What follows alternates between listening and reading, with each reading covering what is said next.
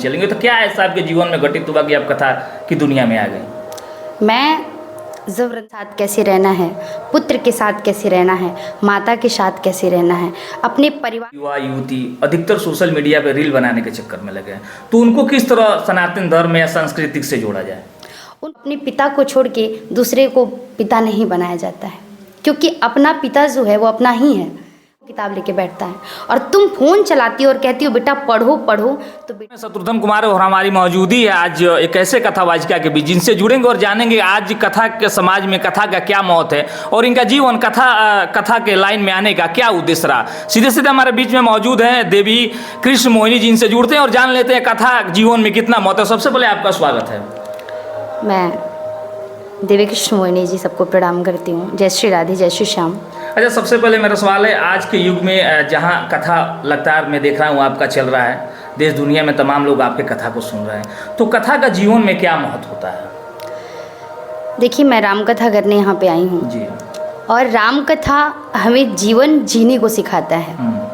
श्री रामचरितमानस हमें जीने का तरीका सिखाता है कि पिता के साथ कैसे रहना है, पुत्र के साथ कैसे रहना है, माता के साथ कैसे रहना है, अपने परिवार के साथ कैसे रहना और इस धर्म को कैसे चलाना है।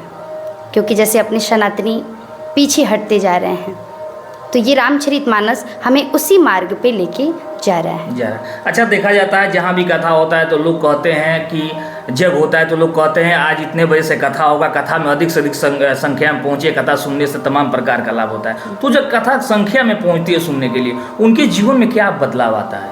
उनके जीवन में कथा में तो हर चीज़, हर एक शब्द पे कुछ नई बात बताई जाती है। और उसमें सबसे पहले कि कलयुग केवल नाम आधारा। त्रेता द्वापर में पूजा करना पड़ता था, यज्ञ करना पड़ता था, और कलयुग में बस राम का नाम ही है, कृष्ण का नाम ही है, जो स्मरण करने से सबको सब चीज़ प्राप्त हो जाता है। कथा लोग बहुत कम सुन पा रहे हैं, अपने कथाओं से, अपने सनातन से लोग पीछे हटते जा रहे हैं। तो इसलिए कहा जा रहा है कि ज़्यादा से ज़्यादा संख्या में पधारें, क्योंकि आजकल कुछ ऐसे धर्म आ गए हैं जो लोग अपना धर्म छोड़ के दूसरे धर्म में जा रहे हैं। दूसरे धर्म। मेरा कहना ये है कि अपने पिता को छोड़ के दूसरे को पिता नहीं बनाया जाता है, क्योंकि अपना पिता जो है वो अपना ही है। आजकल लोग अपने भगवान को छोड़ दे रहे हैं, दूसरे भगवान में चले जा रहे हैं। क्यों?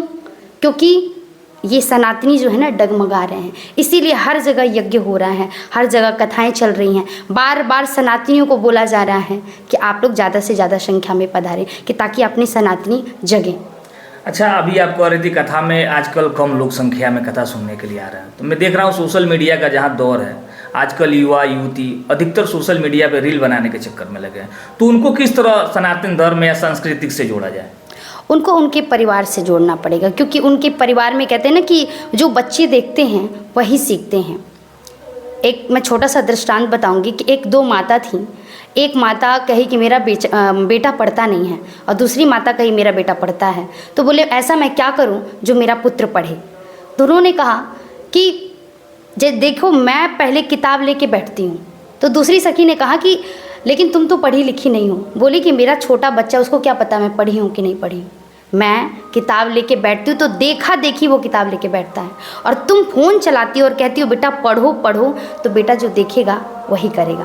तो आजकल के थोड़ा सा माँ बाप का भी मैं कहूँगी कि वो लोग भी अपने फ़ोन को रख करके और झूठ मूठ में किताब लेके बैठते हैं, क्योंकि बच्चे जो देखते हैं वही सीखते हैं, वही संस्कार घर में प्राप्त होता है।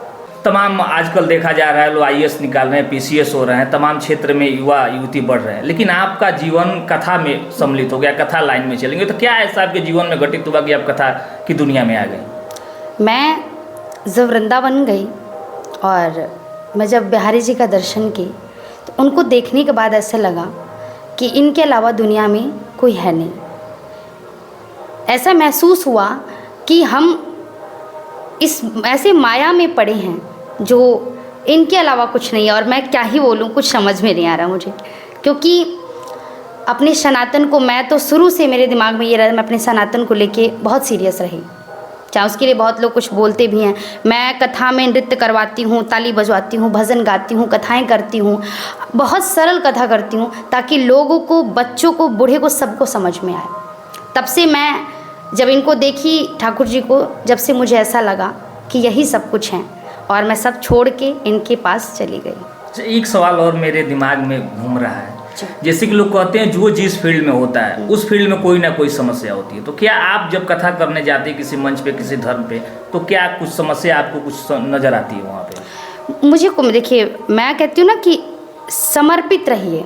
समस्या हर लाइन में है। भगवान राम इस पृथ्वी पे आए, इस मृत्यु लोक में आए तो वो भी दुखी थे, और भगवान कृष्ण आए तो वो भी दुखी थे। तो उस दुख में जो सुखी रहने लगे वही भगवान का परम भक्त है। तो दुखी पे ध्यान नहीं दे, हम नहीं ध्यान देते हैं। दुनिया क्या कहते हैं मुझे फ़र्क नहीं पड़ता है। अच्छा, अब अंत में हम आपसे जो लगातार आप वो भी बिहार न्यूज़ चैनल पे देख रहे हैं, सनातन धर्म को लेकर क्या संदेश देंगे? सनातन धर्म से यही कहेंगे कि जितनी सनातनी हैं ज़्यादा से ज़्यादा संख्या में जगें और अपने इस भारत भूमि को बचा लें, क्योंकि लोग आजकल पिता बदल रहे हैं, आपको ना बदल दें। बस यही निवेदन है। तो बिल्कुल कहीं ना कहीं हम लगातार सुप्रसिद्ध कथावाचिका देवी कृष्णमोनी से बात कर रहे थे। आपको इनकी विचार कैसा लगा? आप अपना राय कमेंट बॉक्स में जरूर दे सकते हैं। नमस्कार।